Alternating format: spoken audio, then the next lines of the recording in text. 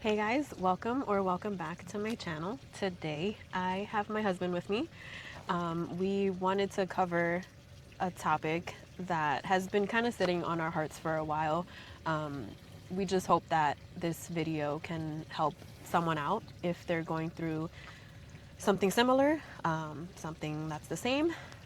We just want to put it out there and hopefully it can help guide you or give you some assurance that things will be okay. Last year, we went through a very difficult time. He was diagnosed last July with cancer. And yeah, today we just wanted to touch on that and talk about how it affected him and myself. So if you want to touch more on that, babe. Yeah, so my name's Alec, 33 years old. I guess just like a quick, brief TLDR is, for the most part, I've been blessed to like be pretty healthy growing up.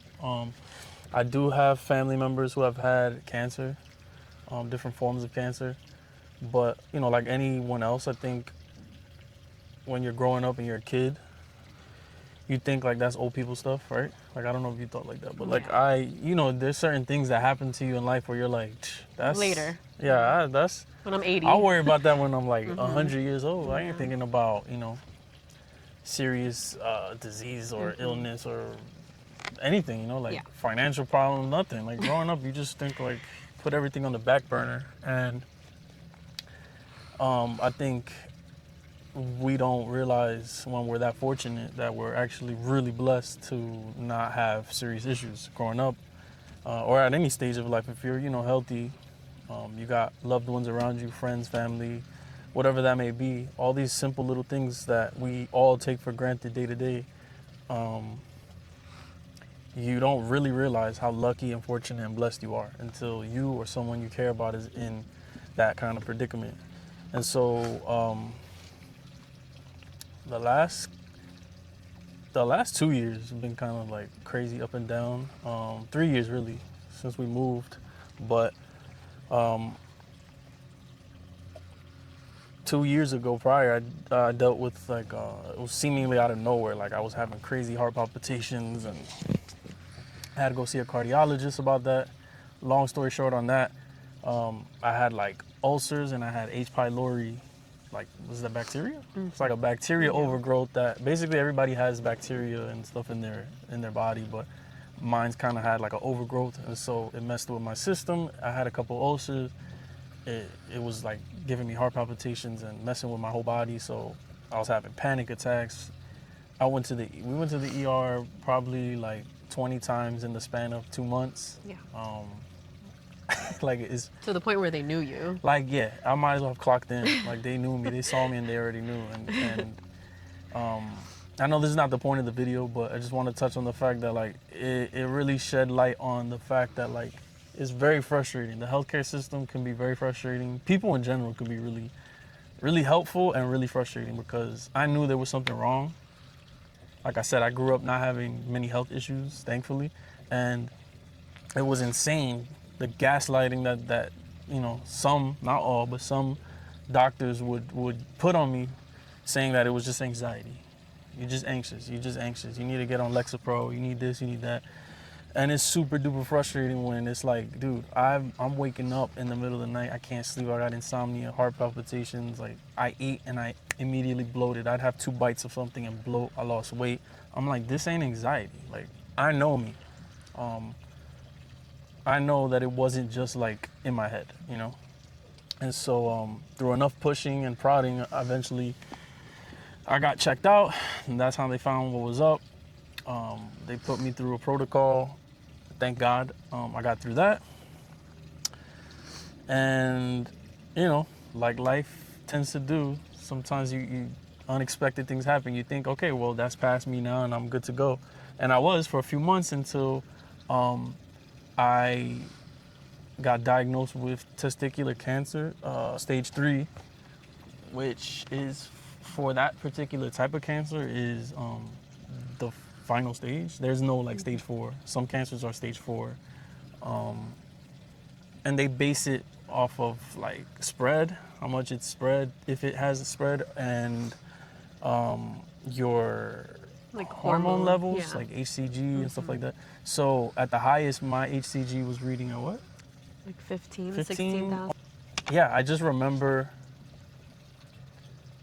it's the most bizarre, surreal feeling. Even now talking about it is very, it feels like I'm not, it feels like I'm talking about someone else or another life. It's weird. I can't even really put it fully into, I can't fully put it into like words now, even though I'm almost a year out fully from, well, it's been a year since diagnosis, but I'm coming up on a year. Thank God, clear. All my scans are good. Everything is going well. Thank God, you know. Um, but even now, it's like there's there's this weird split in me. There's this weird just like almost internal battle where like I want to be as much help and hope to I really don't want to get stung. It's behind us? I don't know. I thought I heard No, it. I I don't think see I'm it. just paranoid now. But want and will help as much as I can. I made my own YouTube channel talking on it. Glory through struggle. You know, in case you want to go check that out. I definitely don't feel shame about it. If anything, I feel like the man. I feel like very empowered and I feel very fortunate and blessed and lucky and tough, as corny as that might sound. Like it really made me feel like, oh yeah, like I'm really built and blessed differently. As crazy as that sounds. But at the same time, there is this part of me that's like, I don't even want to revisit this. I don't want to talk about it. And it's not a shame thing. It's why is this thing like I don't know if you can see it on the camera. Look, it's moving. Okay. But the damn, what is happening? Somebody must have passed, like, Yo, with this is so annoying right now. And we're on a lake. This is not the ocean or anything, so this is pretty crazy for a lake. So it's very bizarre. It's very surreal, very bizarre. And I'm very much in this mindset of like, I want to move past it. I'm not ashamed or embarrassed or anything like that. It's more of just like, I feel like it's very easy to get caught in like, woe is me and like pity party. Like, oh, I went through this thing and you know, I'll never be the same and all this other stuff. And don't get me wrong, there's days where that happens. Like, I don't think there's any avoiding that, especially something so severe and serious as cancer. But I also I very much believe that, you know, you give power to things that you say and think about. And it matters what you think, what you feel, what you constantly put your attention towards. And I don't want my life I want it to be a chapter. I want it to be something that I can use to help and inspire and motivate and just be the best for myself and others for sure. But like, I also don't want my life to be centered around, I had this thing and now, oh, you know, like I can't move past it. It's just now that's gonna be my life story. Like, hell no. Like, I remember in the midst of being like terrified, of course. I was scared. I cried a lot. Anxiety through the roof. You couldn't imagine. I mean, I still deal with anxiety. I still have like moments where I'm just like PTSD'd. I'm worried about things. It definitely affected me for the good and the bad. I got a lot of good from it and a lot of bad came of it too. That's just life. I think I always say that like things in life are not good or bad. They're good and bad. It's just a double-edged sword. There's no way around that. So there's a lot of good and bad that came from it, but all in all, I try to extract more good than the bad, and I think while it is important to learn and grow from things, it's just as important to move on and be able to like look past it. And I always remember thinking during those times, like this isn't, you know, this isn't where my story's gonna end. Like, no. Like, again, there was days where I was certain of that and I felt it, and there was days where it just, it was unfathomable. Like, I couldn't picture getting past the next 20 minutes. I was that sick from the chemo treatment. I was that scared. I was that worried. I was stressed, all the things you could think of. I was like, I couldn't see, where the hope lied. I couldn't see where I was gonna go from there. I thought, I'm like, oh, I'm screwed. Like, what the hell? This is this. But I always kept feeling that feeling of like, no, I'm gonna fight. I'm not gonna go out without fighting. Like, that's just who I am. Like, if I'm gonna get my ass kicked, like, I'm gonna go out swinging. You're gonna have yourself a tough fight. And I didn't, for 1 second, lose that will to like fight back. And like I said, that's all very important. A very, very, very solid, strong support system. I was very blessed and lucky that I have my wife. So at the time of this recording, about 2 or 3 people know in my life personally, know. My family doesn't know. That's not that they won't ever know. I'm not necessarily hiding it from them, but I just felt like it would have done. There's certain situations in life where I believe that some things just do more harm than help ultimately, and I don't regret that decision. I think I made the right choice. Also, like I said before, energy is real, and I think that sometimes you tell people certain things and they kind of, even though they mean well, they will pour too much of their worry and negativity onto you. And when you're going through something like cancer or chemo or anything else that's, serious regarding your health, the last thing you want and need is that worry and stress on top of what you're already going through. So, yeah, that's just, I know I'm kind of going on a tangent now, but that's just a little bit of my take on it. And I think this is a very important video, and I'm glad that Lillian's making it. I really just wanted to kind of give insight on our experience going through this journey. It's mostly Alec's health journey. Obviously, he had to, face those challenges and go through the chemo, and, he's the one that went through everything, but I'm a part of that on the sidelines, to be fair, but I felt very affected by it as well. You went through it. Yeah, it's just in your own it's just angle. different. It's not. I don't even want to say physically, because you went through your own physical stress and crying and worrying too. So yeah, it was different. You didn't get chemo treatment, right? But yeah, it wasn't my physical body going through anything. Your own type of fight, though. Your own type of new thing to deal with that you never. How the hell do you support this person you love and care about going through something like that? You didn't know what to do. That's brand new. Exactly. So. Yeah, and it's like through a specific situation. Like for any hardship that you go through, it's gonna require you to pivot and have different priorities set in place. And this was obviously a very serious and a very big deal health-wise, and it changed the trajectory of things in a lot of ways. So yeah, I definitely just wanted to hopefully help a couple or a person out there who's going through anything similar. We did think of questions for each other in regards to this journey. Preface that I didn't see the questions. I don't know your questions. Yeah. So it's on the spot. Yeah. It's not like rehearsed. Yeah. I don't know what you're asking me. And vice versa. I wrote my own questions for her, and she hasn't seen them. She doesn't know what they are. So.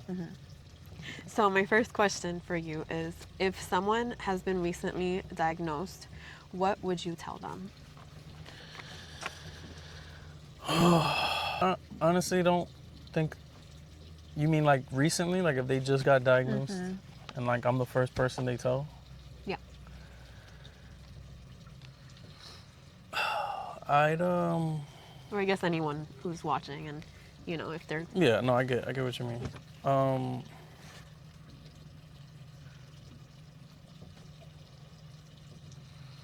Well, I think first I'd give them the space to kind of just breathe, cry, talk, whatever they want to do. I mean, sometimes the best thing to say is nothing at all.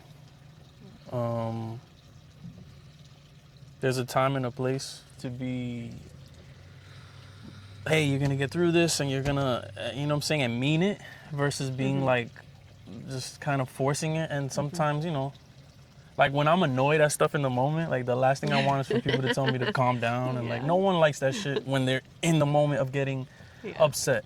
Is it the right thing to say? Yes. But sometimes it's not the right time.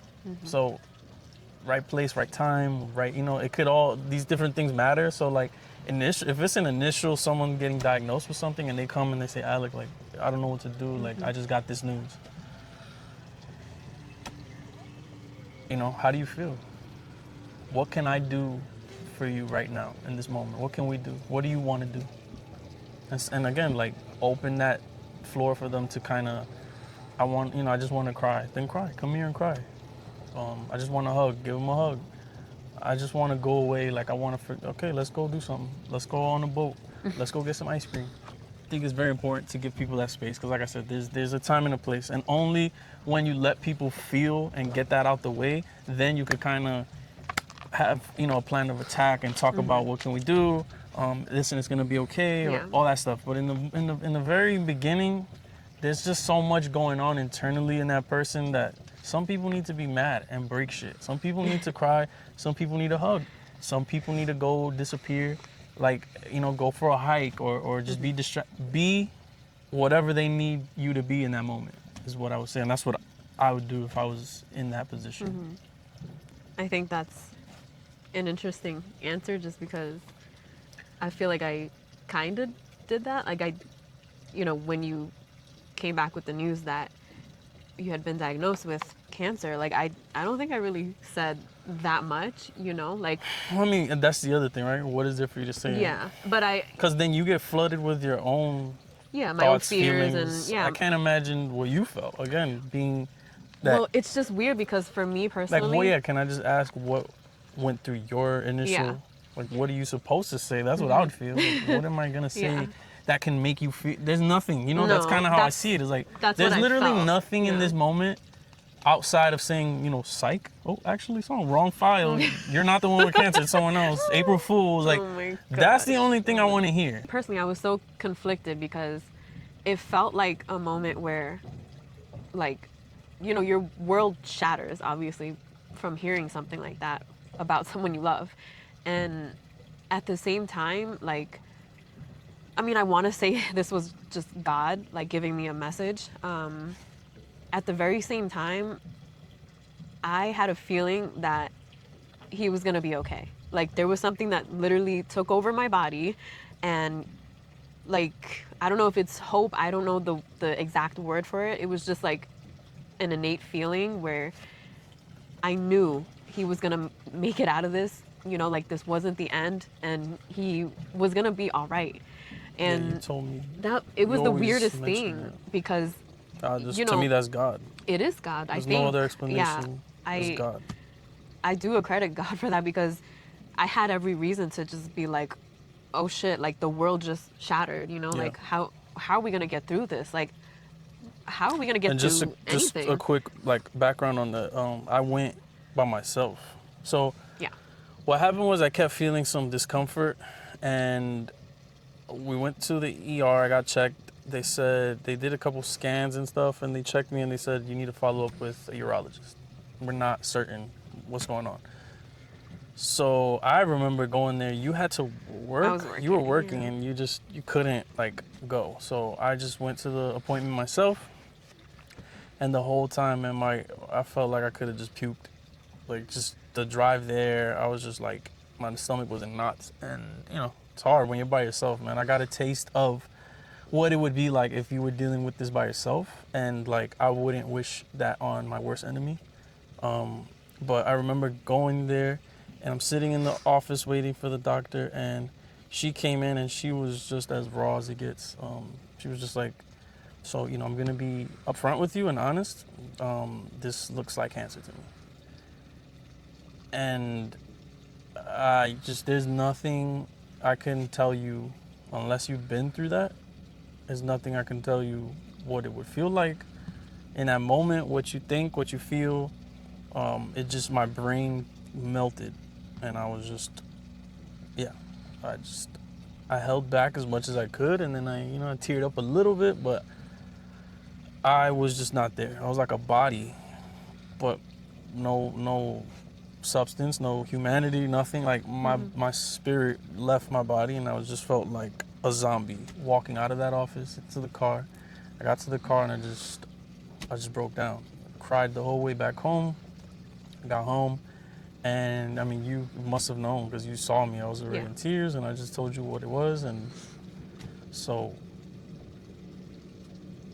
yeah. Sorry, just wanted to give a background on what, like, we weren't together when I got the initial diagnosis. Yeah. So yeah, it was really weird just to get like a reaction, you know, on the spot when I heard you say that. And to be honest, like, it almost felt like I knew I had to give you obviously that space. At the same time, I wanted to tell you that, you know, I have a feeling like things are gonna be all right. But in the moment, you're right. Like, it wasn't the vibe, you know, like it just didn't fit what you were going through. So as much as I felt that within my being, I just felt like you almost needed like time and space to like cope and understand what even happened. Just let those emotions like go through you and then, you know, basically come back into your body and into yourself.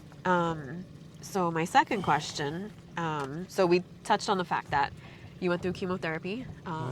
You were, I guess, prescribed 4 treatments and 4 rounds of treatment. Very intense treatment that they have for testicular cancer in particular. Yeah, it's one of the stronger chemo treatments, they say. It's very strong drugs, and it's a very strict, like, strong regimen. Like, it's the whole week you're going through it. Yeah, apparently some of the cancers, they kind of go every few months to get treatment. With testicular cancer, it's... So, they say if you're gonna get cancer, that's the one to get. Lucky me. Because it has such a successful rate of remission and cure. And I don't, just side note, I don't even use remission, I use cure. I'm cured. The doctors probably wouldn't say that. After a certain amount of years being monitored, they established that. But like I said before, what you think matters more than you might seem to believe on the surface. And so I know that I'm good. I'm grateful. I'm not saying that arrogantly. I'm just saying I just know. So yeah. But yeah, it's a harsh regimen. It's harsh on the body. And because of that, you have to go more frequently. So you get 1 week of treatment, 2 weeks off. 1 week of treatment, 2 weeks off. Rinse and repeat. Whereas other people, you know, they might get a treatment and then they won't go back for treatment for like a month or 2 months, 3 months, whatever it is, depending on your cancer diagnosis and how far along you are. But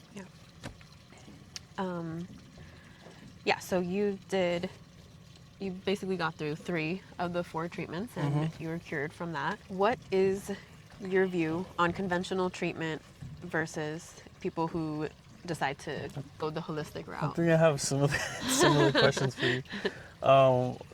My view on conventional versus holistic. My view is whatever works for you. I think at the end of the day, if you're the person going through it, you have every right to explore whatever avenue you want, and whatever you decide, you know, it's on you. You're going through it. Me personally, I'm in the camp. I try to be as very balanced as possible. I'm just one of those people. I'm very much so. I kind of focus on like some sort of middle ground. So I am in the camp of both. I think, again, there's a time and a place for everything. I personally would go through a holistic approach first, least, you know, invasive and minimal, you know, damage. And then, you know, depending on where you're at, how you feel, what's going on, then I'm not against conventional. For me personally, just yesterday, I had a headache.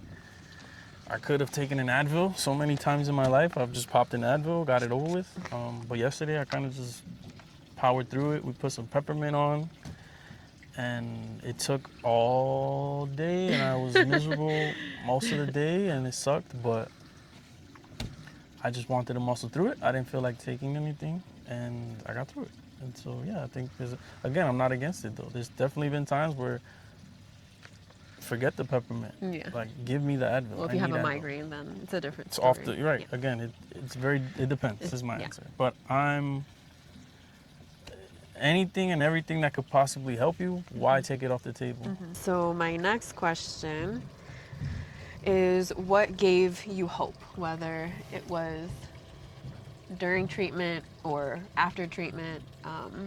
Was there anything specific that gave you hope? There's a number of things. For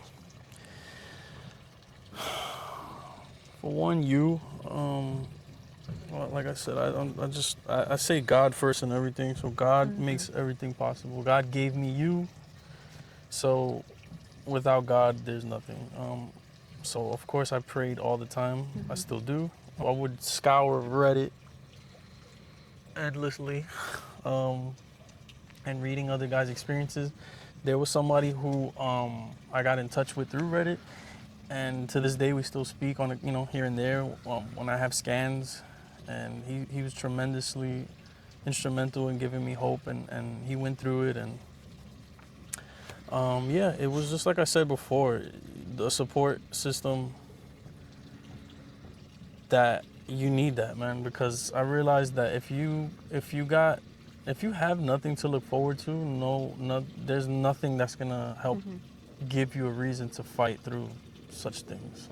Yeah, I'd say, the thought of having a family, the thought of having like goals, things that I want to accomplish. Yeah, all that was what gave me hope and gave me a reason to like grind through it. And just, it has to be bigger than you.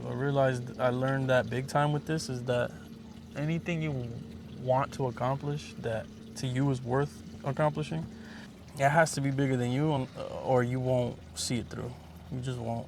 I think when we make things about ourselves, we're so fickle. Like, we change opinions, we change how we feel. Like, one day you like Doritos, the next you don't.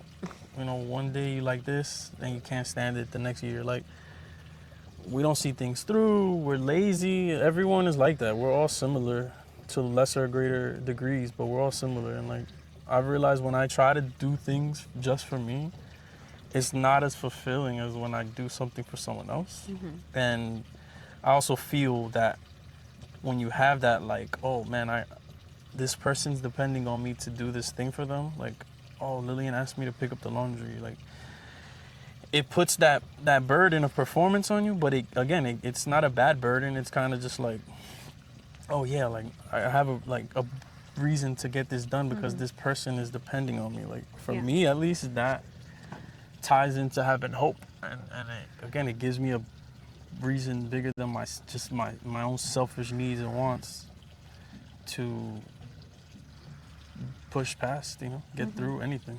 Yeah. So yeah, I'd say just God, support system, very important. During your treatment cycles, we had to switch providers. We had to go to a whole different place. So I wanted to know what you think, like at the time, what did you think about the things that we interpreted as signs from God? If I'm being honest, like, I was so concerned about treatment and getting through it and what was gonna happen that looking back now, reflecting now, I didn't fully trust in God, and I didn't fully, I believed, like, you talking about like the signs that we see, the literal signs? Yeah. So we had to change providers because the one that we had locally just wasn't a right fit.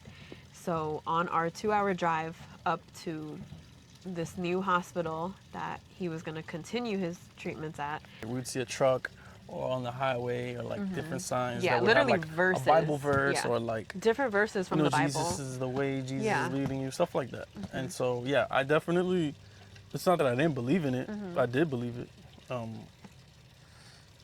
There were literal signs. I just, like I said, I think I was not fully leaning into them, and I was just in the middle of treatment. You know, I was just afraid. Now we're changing providers. Now it was just so much happening at Yeah. once that, truth be told, it's not again that I didn't believe in them. I just was not fully leaning into like, okay, God's got this. Like, It was like half and half for me, like kind of reassuring and kind of like, you know, like every step of the way, it's yeah, like, are we doing the right thing? Are we making the right move? yeah, and I You think know? that's just normal. When you think about the situation, it's kind of like, yeah, I mean, who's gonna be fully like, oh, all right, Yeah. it'll work out. Right. And this is my last question. After going through that, what would you say is the most valuable lesson you've learned from what you went through? Man, the most valuable lesson I learned. Yeah, yeah. What do you feel you are applying to life now? I feel like the cliche thing is to say like, oh, I'm more grateful and like I'm more great. Like I am, and the thing is, since you've known me, I've always been a pretty I don't know what's the word, but I'm very much like, hey, empathetic and like Yes. kind of like, yo, you don't know what that person's going through. Yeah, that's true. I've always been like that, Always. and I'd be lying if I'm like, oh, this taught me to be more Yeah. thoughtful of other people and be grateful for. I've always been like that. I've True. always honestly been the person to tell other people like, hey, Yeah. your mom's not gonna be here forever. Like I know she's annoying, and This is true. she's but she that's your mom. Like one day she won't be there to call and bother you. She won't be. I've always, true. probably since high school, honestly, I just was that person that would tell other people like, hey, be grateful that you're in this situation, and also there's days right now where I am not grateful and I'm a jerk and I'm not thoughtful. So yeah, there's days and moments where I have to reel it back in and say like, yo, are you stupid? Like, don't forget what you just went through. Like,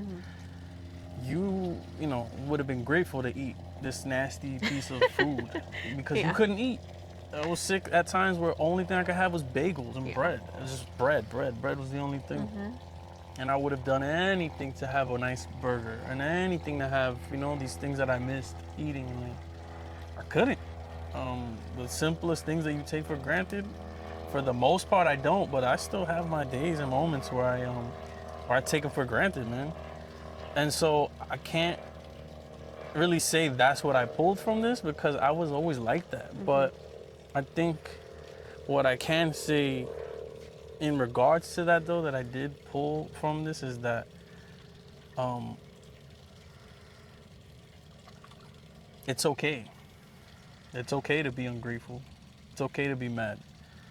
It's kind of almost the opposite. Instead of, oh, be more grateful and don't complain. No, it's okay to complain. It's okay to be mad. You're a human. You have to feel these feelings. You have emotions for a reason. Don't let them lead you. Don't let them take over you. Don't let them harm or affect other people. But if you're mad, be mad. It's okay. It's okay to be human. It's okay to cry. It's okay to, I don't want to talk. I want to go to the store by myself. I don't want you around me. Like, and that's not aimed at you, anyone. It could be your little brother. It could be your mom. It's okay to tell people, I want to be alone. It's okay to tell people, hey, I really, really miss you and I want to see you right now. It's okay to, big one that I'll tell you I learned is, I guess I didn't realize it, but I really cemented it this time, is that we have I don't want to say everyone, but I have a very negative connotation for whatever reason growing up of being selfish. Even though everyone's literally selfish to an extent, you have to be, like self-preservation. You need to be selfish to live, right? But I always had this negative, like, oh, I'm a bad person. I'm bad because I didn't put Lillian first. I didn't put my brother. I didn't put my mom. And I would always want to be Superman. I always Alec has to, even at the expense of my own health and well-being, I almost had this self-sacrificing kind of mentality. And like, if you didn't do that, you were a bad person. And again, back to what I was saying before, is I think the biggest thing I pulled is like, you're a human, man. You got needs. You should not apologize for who you truly are. again, I'm not saying, harm, if you're trying to harm someone or hurt someone, like, that's not what I'm saying. What I'm saying is, if you like collecting Pokemon cards or something, you geek out about something that most people might look at you like that's weird, or you're a dork, like, who cares, man? Who cares? Like, stop seeking external validation from people who aren't worthy of it, honestly. Or even if they are, I respect and seek Lillian's opinions, and I seek her guidance sometimes. I think there's times where I do go to her and say, hey, like, what do you think about this? But all in all, at the end of the day, I have to do, if I can't be in a position to pour into her, if I have nothing to give, she's asked out, I'm asked out, my family, everybody can't get anything from me. And I learned that heavy, big time, being down and out. When you're going through chemo, you become like a baby. Like, I needed her to do everything minus, like, clean my butt. Like, the only thing I could do is just wash myself, and even then, I'm struggling in and out the shower. You're useless. You're at the mercy of anyone and everyone around you. And so, I can't do anything for her. I can't be helpful for anyone. I can't make money. I can't protect her, myself, if I can't do for me. And I had to learn that it's okay. It's okay to be selfish. It's okay to tell people sometimes, no, I don't want to. I just don't want to. I don't have to feel bad because I didn't want to go to your party. I didn't want to go to your graduation. Sorry, I just didn't feel like it. Or I didn't feel well. Or I needed a day off. Or I had something else I wanted to do. If, I also extracted from that if I don't, like, 100% want something, like, if I don't love it, be like we talked about, like, with clothing, like, if I don't love this shirt, I'm not gonna get it. I have to be like, oh, this is it. I don't even look at the price tag. Like, when you get that feeling, then do it. But if you're like, you got cold feet, you're kind of like, should I? That's a no. Oh man, I kind of feel bad because this person wants me to go to their thing. No, don't do it. Just don't do it. For what? If you're not gonna do something for the right reason, don't do it at all anyway. But again, just to put a bow on this, it wasn't so much gratitude and stuff. I think I had to learn the other lesson of, you're human. You're gonna be ungrateful. You're gonna be a pain in the ass. You're gonna disappoint people that you care about. And you know what? That's okay. Because they're gonna do it to you. And that's okay. You're human. You're having a human experience, and it's not easy. And you're not gonna always figure it out. And it's not a race or a competition with other people. It's always you versus you. And you have to do your best to get you on your side, because that's the only way that you'll be able to be of service to anyone else, be of use, be able to be proud of anything you can do, is if you do things to put yourself in that position, Probably the biggest thing I extracted from it. And I will say there's a slight bit more of, like, I just kind of, like I said, I've always been like this, but I'm almost even more, like, hyper aware of, like, little moments where I just kind of have, like, these snapshot moments, like while we've been on this boat. When I'm, like, annoyed with my dog, I just, like, it's not that time slowed down, but, like, I'm very much, like, not that I'm always present, because I'm really not. I'm not good at that, but I have more moments now where I'm just like, wow, like, I'm never gonna get this again. And it scares me to the point of, like, let me really enjoy this moment. Even for a few seconds, let me soak this in, because, I remember being a kid and wanting nothing more than to grow up. And now I want to hit the brakes and, like, slow down. It's going too fast. And I try to remember to the best of my ability that, we often want to skip the bad days and skip work and skip all these things that we don't want. And that's not how it should be. Like, it's your life. Don't ever want to skip the good, the bad, none of it. Don't skip any of it. It's all part of your story. You don't skip through a movie or skip through a chapter of a book. Like, it's those moments that suck that you don't want, like cancer, like chemo, that makes the story worth reading. It makes the movie worth watching. It makes the life worth living. All right, that's my questions for you. I got a few more, I think, than you did, but it's all good. All right. What were your initial feelings, thoughts the day I informed you of the diagnosis?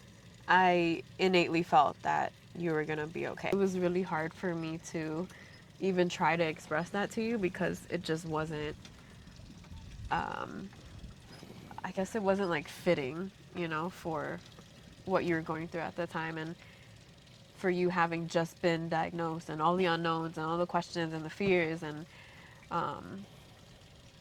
like all the things that you were feeling.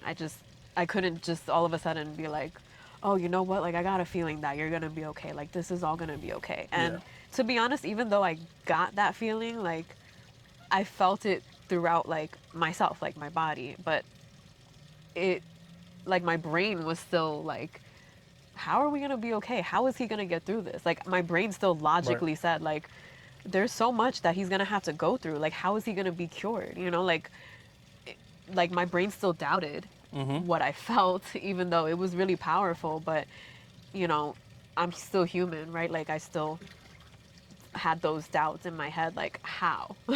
I didn't know at the time that sometimes the how, you know, it doesn't matter as much as the fact that things are going to be okay. And it ties into another question I had, so this is good. Okay. Were you ever scared or doubtful at all? Oh, yeah. Yes. So, absolutely. okay, like, good. I'm so human for that. You know, I think it's wild too. Like, just, I don't mean to cut you off, but like, as we're talking about this stuff, we can literally see the hospital. I know. I keep looking at it. Where I got the diagnosis and where I went to the ER 50 times. I kept looking at it. I'm like, I see literally right the ceiling. Like, in the line of sight of where all this It's right originated. Over there. And it's wild. Yeah. But sorry, I mean, like full circle kind of. But yeah, I think it's just human nature. Like we just have feelings. So of course I had the logical side of me kick in and just like wonder and think about, like, how is this all gonna be okay? Like, what steps do I need to take? What route should he go? Is he supposed to do holistic stuff? Is he supposed to just, you know, go on with conventional treatment? Like the fact that It also ties into another question. Oh. Did you fully believe in the conventional treatment? I'm very skeptical. No, just say no. Just say no. It's not that. Well, okay, initially, I guess. Did you fully believe in it? Oh, initially, no. But I mean, I'll be real with you. How the hell can I fully believe in it? Yeah. I didn't know if it was gonna work or not. I had to learn to get over what I wanted you to do, kind of. Like, I wanted you to explore the holistic stuff first, maybe, you know, diet or supplements or hyperbaric chamber, like, you know, just try every unconventional thing first. Like, that's what I initially wanted. It's not that I began to like trust treatment more and more, but I just had to like basically accept your decision no matter what. I would accept your decision, but also to like fully trust that no matter what decision you made, whether it was holistic or conventional or both or whatever you choose, like I had full faith in, you know, standing behind your choice and your decision. And you did a really good job at that, because I didn't at all feel pressured or like you never made it known that like, oh, I don't think you should do it. You never once said that.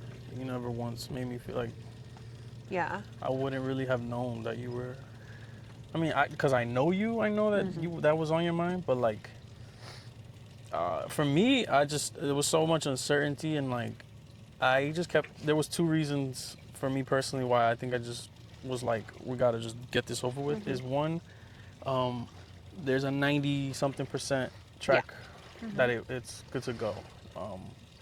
So there's that. Versus holistic, which is like up in the air, you're not too sure. True. And being that I had some spread to lymph nodes already, I was just like, I want to kill this shit now. I Yeah. want to stomp on its neck and kill it now. I don't want it to even have the opportunity to go up, spread further. That's one. And two, honestly, there was the whole thing of, you know, I was just like, money. With what money? You know, that was a thing that I thought about, was like, you know, there's no insurance that's going to cover us going to like Mexico to try this new treatment. Unfortunately. Yeah, it's there's good and bad in everything. Yeah. I'm not trying to make this like a political thing of like healthcare and of course, everything has good and bad, period. Like full stop. Everything has good and bad. Don't care what it is. That's just the reality of nature, duality. But yeah, it's unfortunate, and it's like it's something that is on your mind. You know, you don't want to be a burden to yourself nor people you love, and it's like that is unfortunately a reality that, you know, many people, if they choose to explore that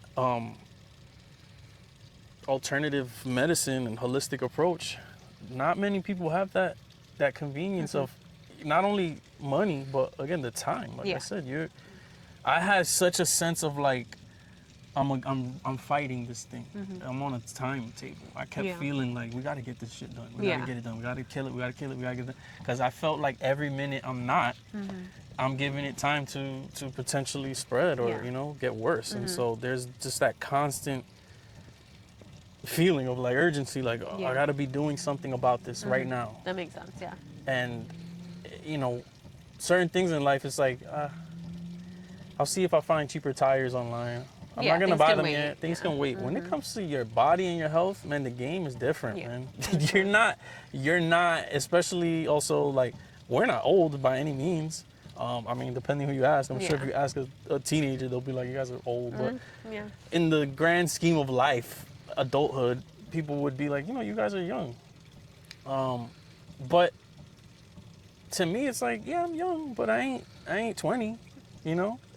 And so when you're 20, when you're 18, you're like, man, I got the rest of my life to figure it out. You just don't, like, future? Oh, so far away. It's just not even in your scope. Yeah. When you're 32 at the time when I'm 32, and I'm like, we're not where I want my family to be. We're not, we don't have children yet. There's all these different factors, and the last thing I want to do is roll the dice on, let's hopefully hope this works when I already am against time.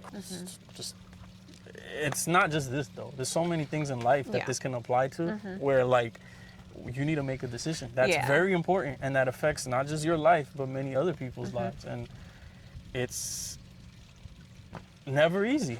It's just never easy. You never have that full, like, I made the right decision. Yeah, because you just don't know, you know, and you pray and you hope for the best with There's what that you've saying decided. that life only makes sense backwards, but we have to live it forward. Exactly. I could look back in 20, 30, 40, 50 years and be like, I made these right choices. Yeah. But I'll never know until I get there. Yeah. You do the best with what you can with what you got where you're at. How were you able to manage working and taking care of me during treatment? Because that was very challenging. And not everyone has, I made a decision that wasn't very easy for you, which was we didn't have a lot of help. We didn't have a lot of support. Our family was in the dark for a lot of it, all of it really. And she told her mom like halfway through maybe, or when I was almost done, I don't know. Like halfway near the end. Yeah, closer to the end. Because she was coming, so she was coming to visit. So we had no choice but to kind of spill it. And that's hard. It's already a hard situation, but I'm curious to know your perspective in that, you know, I made that decision and you respected it, but I was putting you at a deficit. You're definitely handicapped, because now it's like, well, I can't rotate shifts. I can't have your mom watch you one day, then my mom, then this, then this part. No, it was like, hey, you got to work still and you got to take care of me. How were you able to manage that?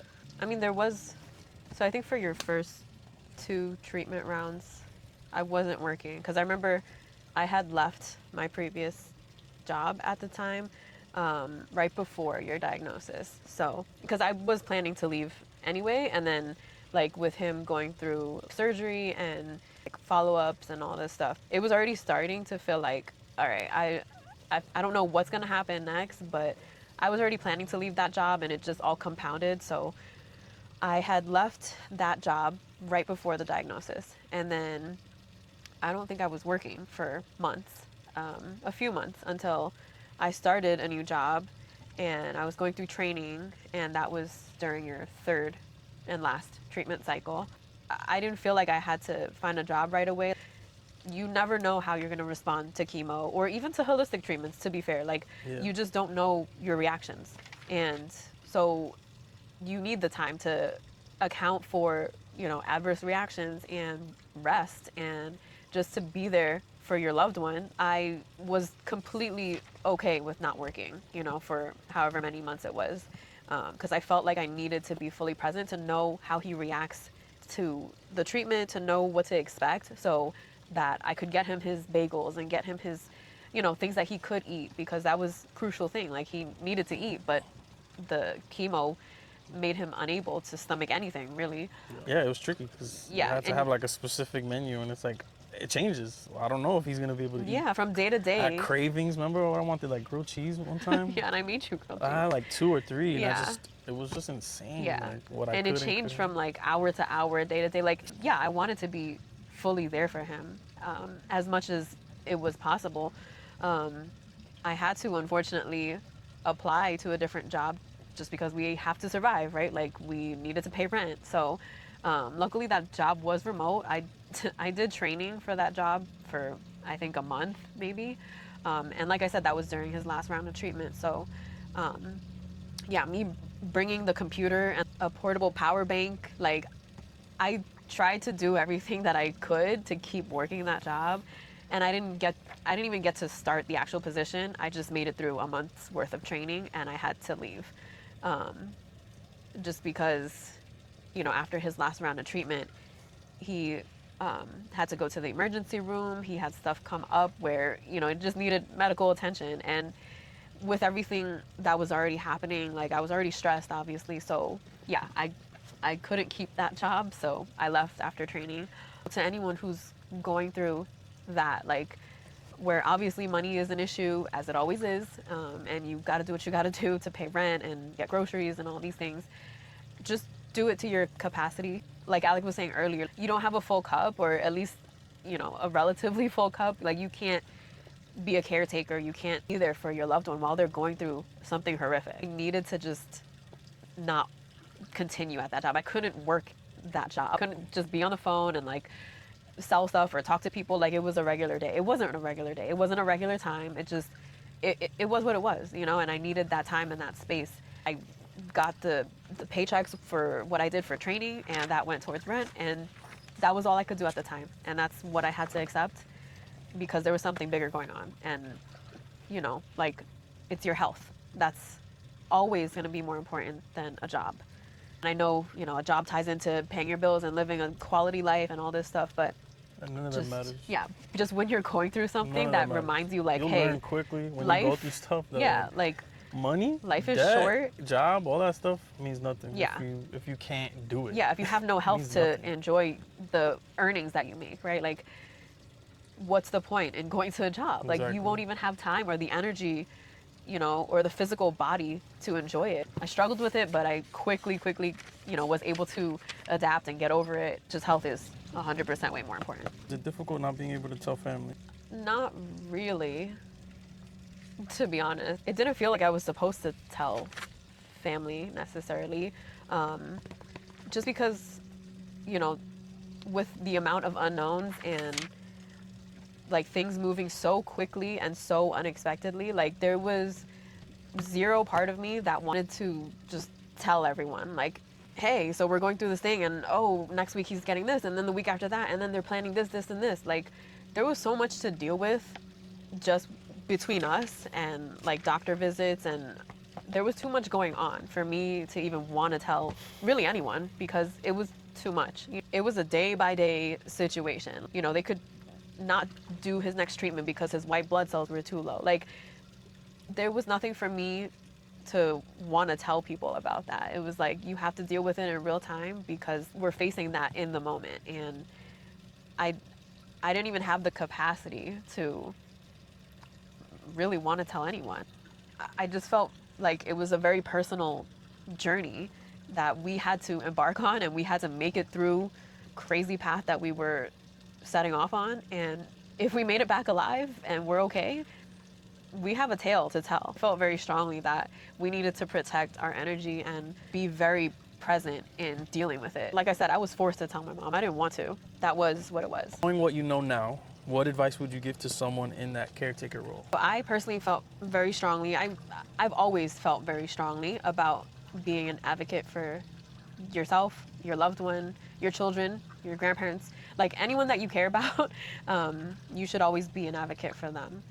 You should always stand up for them, respect their decisions, and follow through with that. So to anyone who is being a loving caretaker of someone going through this journey, I would say, don't be afraid to speak up, to ask questions. If you feel like something is off, like it doesn't feel like it aligns with, what your loved one would do or would want for themselves, speak up for them. Say something, like tell the nurse, tell the doctors.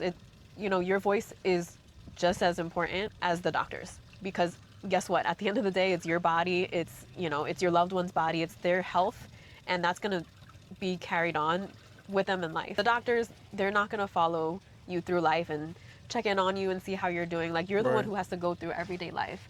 And that's why I think it's really important to recognize what your loved one wants and how to execute when they're not able to do it for themselves. That would be my biggest piece of advice. It's very important. Is there anything you feel you would do differently in regards to your role during my surgery recovery or treatment, and why? Yeah, I really can't think of anything. It's good. Like I said, it was just so moment to moment, hour to hour, day by day situation where you didn't really know how to prepare for the next crisis, really. I tried to get a variety of foods and, prepare as much as I could for the outcome of surgery or the outcomes of side effects from chemo. But at the end of the day, it's like, you never know what you're going to be dealing with. So I don't think there's anything else I could have done, really. I don't. Like, things would have had to be very on the spot. Like, hey, I want a kiwi. Okay, well, I'm gonna go get a kiwi. Like, it would have been hard for me to get every fruit. That's good. I agree. I don't think there's anything you could have done differently. You just have to be like realistic. You do as much as you can. And hell yeah, you did. And I think that's the biggest thing, is that you're there. You're able to just, hey, on a moment's notice, I don't feel good. I need this. Can you pass me that? I want to go, for a walk and help me walk. Whatever the hell it is, that's all you could do. And there's no predicting it. You could prepare as much as you want, but the truth is, there's no knowing. It's just day to day, hour to hour, minute to minute, really. Like, what are your opinions, thoughts, or feelings on the healthcare system? I have the utmost respect for anyone who works in healthcare. Same. And, this is not to say it's perfect. And I'm not saying that, there are doctors that are far from perfect and are very blunt and, don't have great bedside manner. Yeah. And, we'll just straight up be like, yo, you got anxiety, so you're going to have to deal with this medication. Don't care. There's definitely people in every job, in every field, where they're there for a paycheck. Yeah. And it shows. Yeah. But that's not everybody. Yeah. For sure. And that's going to be what it is. But despite all of that, and despite the horrors that I'm sure people have gone through and that we've gone through going through the healthcare system, I think it is a completely necessary thing to have. I mean, the emergency room can save your life, and EMS can save your life. And I was in a car accident. So without EMS, without a nurse who literally stopped the bleed on my laceration, I don't know if I would have been able to take care of that myself at any point. Like, that's something that I really needed medical attention for. And I have so much respect for anyone who is in the healthcare system, because a lot of them, majority of them, work very hard and they are very caring. So I think there are a lot of parts of the system, as with any other system, that is broken and that could be better, a lot better.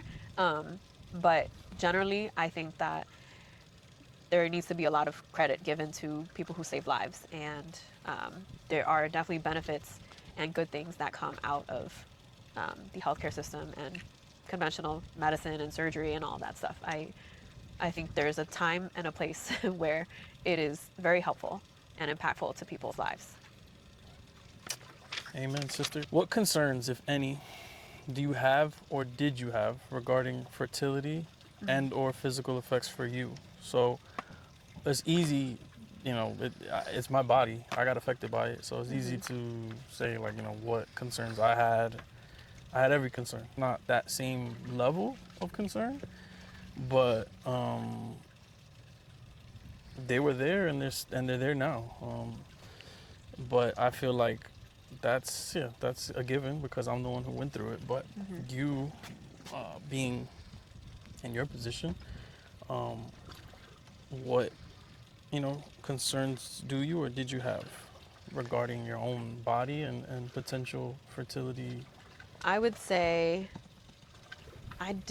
it just felt like I wasn't really concentrating on myself that much. Like, I knew I felt... At the time? Yeah, at the time. I felt like, you know, I just felt overwhelmed. Oh, well, no, I didn't mean at the time. At the time, I was just trying to live. Yeah, I'm saying, exactly. like, post. Like, Oh, now. okay. Now. Oh, okay. So, I mean, I honestly, like, I have my worries and I have my stresses and my fears surrounding fertility.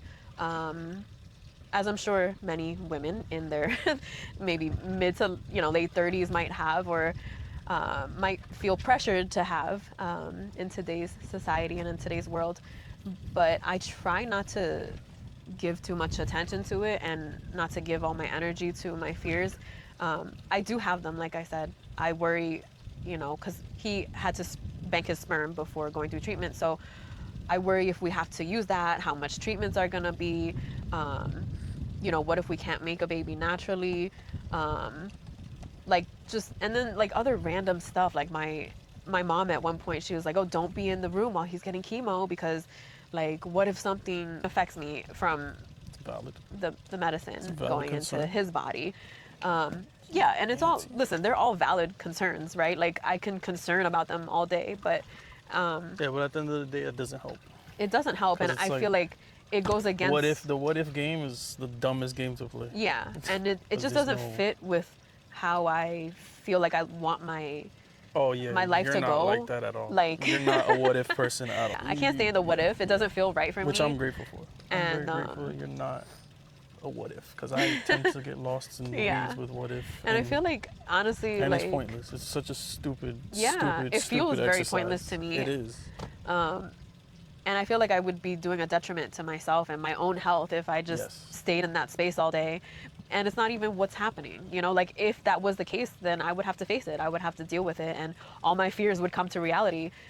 But the fact that it's not, it's just like, well, I'm not really gonna give it a lot have. I never have to cross that bridge? Exactly. Now I sat there thinking about this stupid thing that didn't even happen. Yeah. And that's the reason why that's such a stupid thing to do. Yeah. What if? Okay, well, and what if it doesn't happen like that at all? Exactly. Now you wasted so energy, much time, money, whatever, on this thing that just never even happened. Yeah. Now what?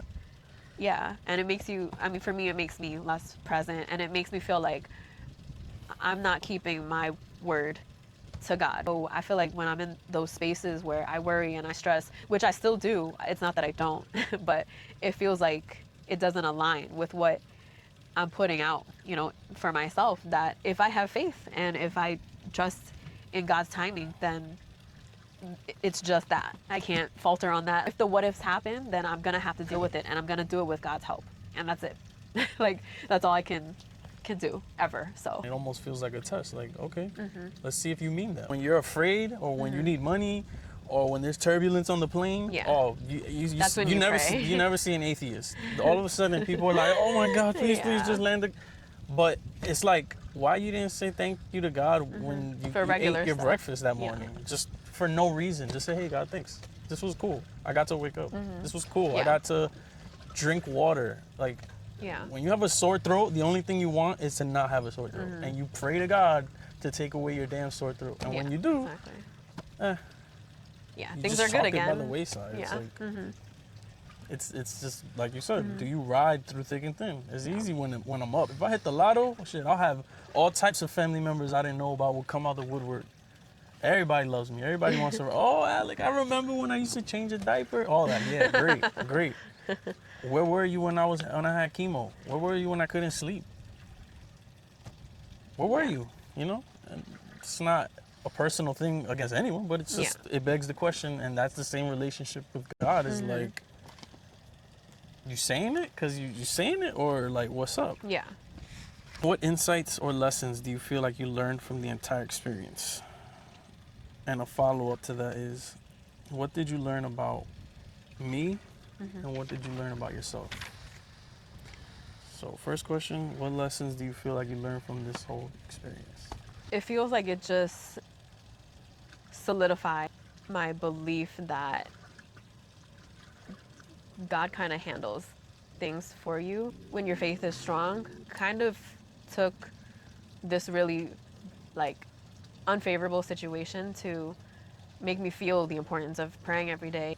Not only just like being grateful and like reminding myself to be grateful, talk to him, whether it's through prayer or just like little moments in the day where I'm like, I just say thank you. And that's a very big lesson that I still continue to implement into my life every day. It's something that I feel like it's just ingrained in me now. Like it, after the car accident that I was in, it was a near-death experience. So I felt very like, oh shit, like God really saved me. Like I had that moment where I felt like I was here because God kept me alive for a reason.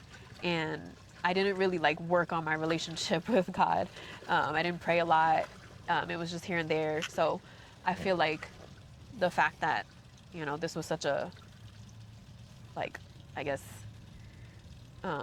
dire situation, like it was just very serious. It just pushed me to a point where I had to put all of my faith into God and like do all the things that I think I'm supposed to. And that's something that I've taken away and I continue to do on a daily basis. And you know, like there were, like I said, there were signs along the way. So it just like kind of gave me reinforcement that whatever like amount of faith and trust that I had in God going into this crappy situation, it just felt like my relationship got stronger. And the signs were the reinforcements. Like God was telling me that, okay, I'm gonna help you because you're serious, you show up, like you have your full faith in me, and this is how I'm gonna bless you. You know, like it's hard to see the good when you're going through something really crappy, but I feel like that was my glimpse of light, and I feel like that's what I would tell somebody who hasn't gone through, you know, like the whole journey yet. Just have faith. If you believe in God, have faith in God and pray, and just be as grateful as you possibly and humanly can through a really bad situation.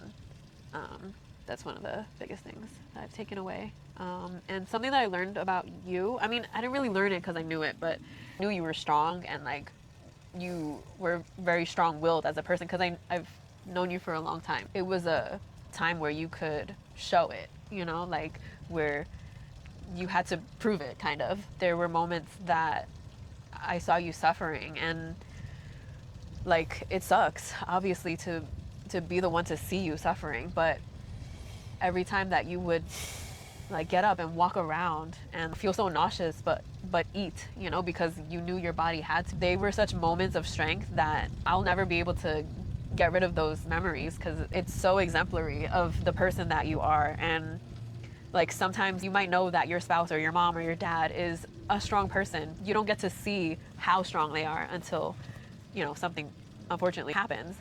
So yeah, through this, I really saw your strength come through, and being focused on getting cured. About myself, basically forced to learn that I can't account for everything. I try to like plan for like A, B, and C scenarios as much as I humanly can, And then I beat myself up if I'm not prepared for like something that comes up, you know, in plan B or in plan C. Like, oh, come on, why didn't you think of that? Like, I try to have all my bases covered and then some.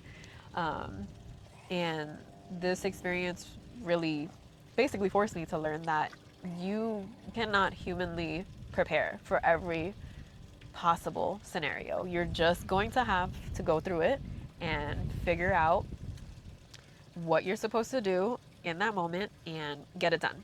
I really had to be okay with the fact that I'm going to have to go into a lot of these situations feeling unprepared, but knowing that we'll figure it out and we'll find a way and like we'll take care of it. And that's it. This was a cool idea. Thank you for everything that you do. I really love and appreciate you, and Love you too. I'm grateful for you. Love you too, baby. Yeah, thank you for being here and for answering my questions and for talking about this. And we really hope that if you're going through something similar or you know someone going through something similar, we hope that this is able to help you in some way, just to give you some insight on what we went through so that you might be better prepared or with a better mindset. If this video comes across and you're curious about something or you have questions, like, you shouldn't hesitate to ask. And not just Lillian or myself or whatever, but anyone. Like, if you're going through something, if someone you love is going through something, don't ever hesitate to ask for help or advice or anything. Like, don't, if you feel that need of like, I want to talk to somebody, I want to ask for help, don't ever hesitate to reach out and ask. And don't ever feel like you're alone, because you're not. Yeah. And you'd be surprised how many people not only willing to help you, but are qualified to help you. And you'd also be really surprised how much better you feel sometimes just talking about stuff, man. Mm-hmm. Like, it goes a long way. And no matter what you're going through or someone you're going through, you know, someone you love is going through, it matters. Your situation matters and you matter. So, yeah, just wanted to end off saying that because I think that's important. Yeah, agreed. Yeah, so thank you so much for watching, guys. Like we said, we really hope this video helped you in some way, shape, or form. And please feel free to reach out to me or to Alec if you have any questions at all. And we hope you have a wonderful day, and sending you lots of love and lots of light. Bye.